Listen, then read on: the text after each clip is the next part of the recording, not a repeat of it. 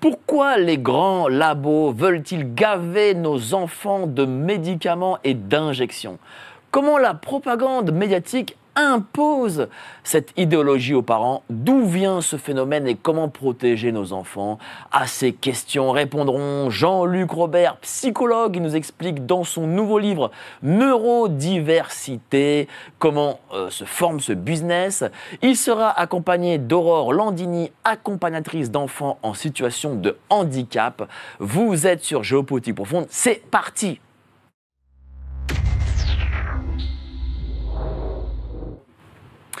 Bonsoir à tous, vous êtes sur Géopolitique Profonde, la chaîne qui est là pour remplacer les médias subventionnés. On a vu, on a compris que le système a décidé de s'attaquer à nos enfants.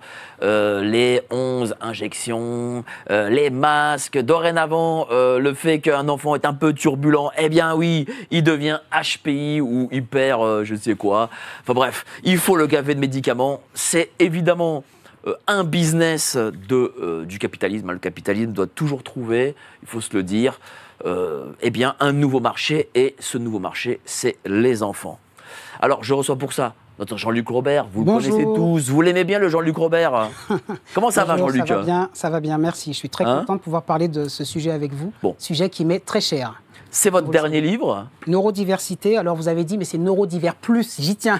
Ah, Divers Plus. Divers Plus. Voilà, je me suis inspiré, comme j'ai dit, de LGBTQIA+. Et notre amie Aurore, elle est là, elle est à droite, accompagnatrice d'enfants handicapés. Votre livre, Titou et Lola, pourquoi ce livre? Alors, c'est un livre qu'on a écrit avec mon conjoint. Ouais. C'est un livre qui parle du handicap. C'est un album de jeunesse, il y en a plusieurs qu'on a écrit comme ça. Donc ça parle du handicap, de différents handicaps, de façon ludique. Quel type d'handicap? Alors, moteur plutôt Ça dépend. Pour celui-ci, par exemple, c'est la surdité. D'accord. Le prochain, ce sera sur un ours qui est tétraplégique. Donc voilà, on aborde vraiment différents types de handicaps et d'une façon plutôt ludique avec des animaux et des dessins qui sont assez particuliers. Et vous allez nous parler aussi de votre expérience avec ces enfants. Oui. Mais avant ça, n'oubliez pas de vous abonner à la lettre de Géopolitique Profonde. Voilà, elle est là, elle est ici présente. Vous aurez évidemment les conseils de lecture de Philippe Herlin. On n'a pas réussi sa vie si on n'a pas lu les conseils de lecture de Philippe Herlin. Voilà, hein, je les ai lus, c'est pour ça que j'ai acheté tous les livres qu'il m'a dit d'acheter. Dites-moi, cher Jean-Luc, pourquoi ce livre? Bonne question. Déjà, ça fait un moment que j'écris sur la neurodiversité. Vous avez vu mes autres livres, notamment « Je n'aime pas ces frites-là ». En fait, c'est un essai. Et cet essai explique et critique la neurodiversité. La neurodiversité représentée par les personnes qui se disent neurodifférentes. Dedans, vous avez donc, comme le dit l'émission, les HPI, haut potentiel intellectuel, les HPE, haut potentiel émotionnel, les TDAH, troubles du déficit de l'attention avec hyperactivité, et les DIS, les DYS, tout ce qui est dysphasie, dyscalculie et compagnie. Et moi, je rajouterais même les LGBTQIA+, parce que, en fait, eux se disent neurodifférents par rapport au genre. En fait, ils parlent de diversité de genre, alors que, finalement, ils peuvent faire partie pour moi de cette neurodiversité, puisque, comme vous le savez, on en a parlé ici, les transitions de genre, les personnes se disent, mais moi je suis né avec un sexe différent. Voilà. Alors, c'est vrai que de ça, on en a beaucoup parlé, dont avec le docteur Laurence Kaiser, voilà. Vous étiez d'ailleurs ici présent avec elle. Mais ce dont on n'a pas parlé, et c'est bien, c'est pour ça que je voulais aussi vous avoir sur ce plateau, c'est que HPI, HPE, on a l'impression qu'aujourd'hui, c'est devenu un business, dans le sens où derrière ces formulations, il y a Big Pharma qui arrive avec ses milliards et ses médicaments et son nouveau marché. Alors, oui, j'avais prévu plusieurs points, mais je vais le prendre dans le désordre, c'est pas grave. Je voulais donner une définition. Comme on a 45 minutes, voilà, ça va très vite, vous avez raison. Il faut être concis, voilà. Je sais que vous aimez parler. Hein. En 2 mots, je vais très vite. Est-ce que je peux répondre en disant que d'abord, il y a une visibilité accrue de ces troubles. Et effectivement, comme vous le dites, il n'y a pas une fois, vous pouvez demander autour de vous, une personne qui n'a pas entendu à table « tu ne serais pas HPI par hasard, moi je suis HPE, j'ai été diagnostiqué, c'est très à la mode ». Je crois que beaucoup de gens ont entendu parler. Il y a HPE, mais il y a aussi TDAH. Moi, autour de moi, j'ai de plus en plus de gens qui disent « je suis TDAH », des adultes, trouble du déficit de l'attention, ou « mon enfant est TDAH ». Je dis tout le temps, l'État n'est pas j'ai un. Parce que quand on dit j'ai un trouble, c'est pas la même chose que dire je suis un. Vous voyez ? Parce que je suis un TDAH ou je suis un HPI, c'est votre identité qui est ébranlée. Et donc, moi, je me pose des questions. Je me suis dit, mais quand j'ai commencé ma carrière, il n'y avait pas ça. Il n'y avait pas TDAH, il n'y avait pas HPI. Ça a fleuri au cours des 10 dernières années et tout le monde se dit TDAH. Et effectivement, comme vous dites derrière, qui touche de l'argent derrière tout ça ? Eh bien, effectivement, Big Pharma. Parce que si on va dire Big Pharma, il n'y a pas que ça. Il y a aussi le fait que les parents se trouvent déculpabilisés parce que c'est facile de dire mon enfant est TDAH, moi j'y suis pour rien. Et on ne remet pas en question l'éducation. Et puis en plus, il y a un côté mon enfant est un génie. En fait, c'est un génie incompris. Donc il faut lui donner des médicaments très chers. Très important de dire, j'allais en parler, l'autisme, j'ai pas cité l'autisme, c'est TSA, c'est un sigle de plus que j'ai oublié. Il y a TSA, TDAH, trouble du spectre autistique. Qu'est-ce qu'on donne aux enfants comme médicament ? On dit, voilà, l'enfant, à la base, pour l'autisme, vous le savez, c'est un trouble qui fait que l'enfant a du mal à s'exprimer dans la société. On dit, et on va en parler avec madame, il y a l'inclusion à l'école, et qu'est-ce qu'il faut ? Il leur faut des médicaments. Donc je pourrais citer des marques, mais quand un enfant autiste est un peu agité, on lui donne, bien sûr, du Risperdal, notamment. Bon, je pourrais citer plein de marques. Ce sont des antipsychotiques, des médicaments d'ailleurs qu'on donne aux adultes psychotiques. Combien ça coûte ces médicaments ? Alors, c'est pas que ça coûte cher, c'est que c'est remboursé par la Sécu, c'est nous qui payons. Bien sûr, mais malgré tout, quel est le chiffre d'affaires Je ne le connais pas, malheureusement. Il faudrait que notre ami Marc Daoud puisse faire une enquête, mais énorme, colossale, parce qu'en termes... Vous savez qu'aujourd'hui, en termes de prévalence, on a un enfant sur 100 qui est autiste. C'est-à-dire que la prévalence, sachez qu'en 1975, la prévalence, devinez, elle était pour combien ? Elle était de 1 pour 5000. 1 pour 5000, et on en passait en 40 ans de 1 pour 5000 à 1%. Vous allez me dire à qui ça profite. Donc, vous avez ce médicament qui est vendu énormément dès que l'enfant a un trouble, et il faut le savoir que c'est censé être prescrit avec l'AMM, l'autorisation de mise sur le marché, pour seulement 6 mois. Généralement, vous avez des enfants autistes qui prennent de la Ritaline, mais toute leur enfance. Ça a des conséquences sur la santé. Ensuite, vous avez pour les enfants qui ont un trouble du déficit de l'attention, TDAH, la fameuse Ritaline. Je vous en ai parlé l'autre jour. C'est un médicament à base d'amphétamine qui est donné beaucoup comme des petits pains pour les enfants aux États-Unis, en France également. Et donc, c'est censé avoir un effet apaisant pour que l'enfant puisse se concentrer. J'ai même vu l'autre jour qu'il y avait des étudiants, il y a eu des reportages, des étudiants qui sont non autistes, non TDAH, tout ce qu'ils en prennent pour se concentrer et passer leur examen, leur bac, de la Ritaline. Donc ce sont des médicaments qui ne sont pas à prescrire sur le long terme. Donc il y a effectivement de l'argent derrière, Big Pharma, mais il y a aussi les formations. Parce que déjà, quand vous allez voir un psychologue pour vous faire diagnostiquer TDAH, pour vous faire diagnostiquer TSA, tout ça, il va vous demander au moins entre 400 et 500, 600 euros. Donc le bilan coûte extrêmement cher.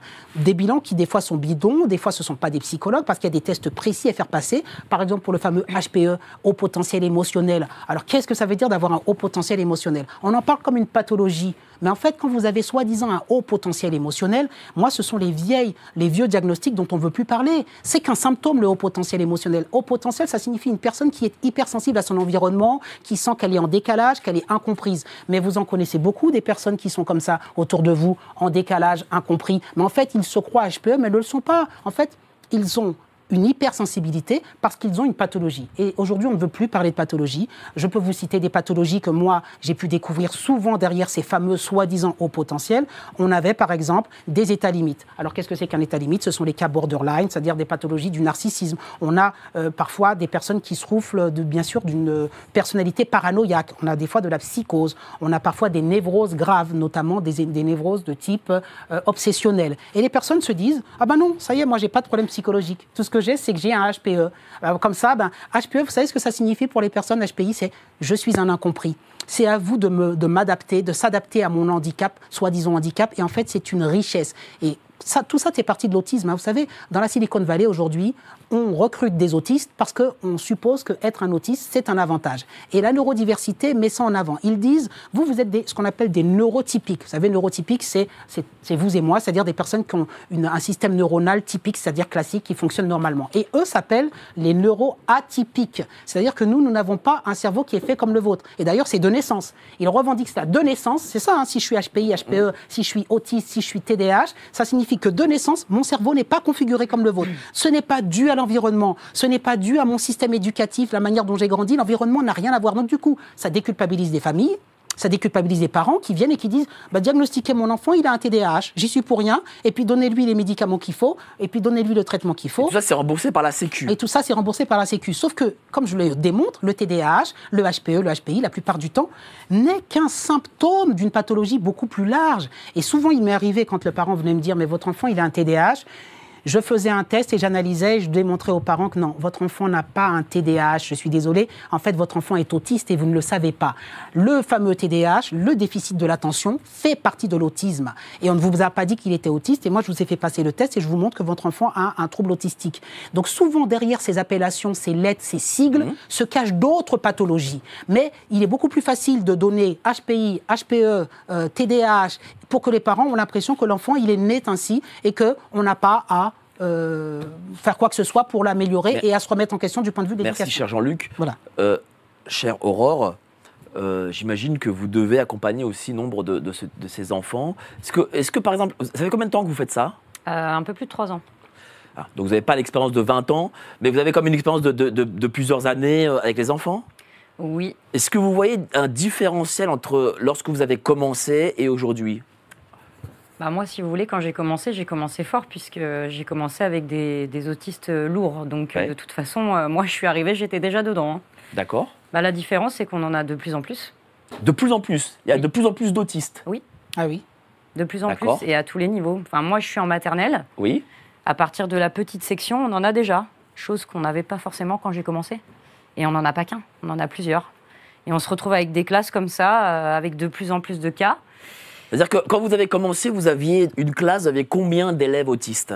Un sur ma classe, et on en avait par exemple un en grande section et un ou deux en moyenne section.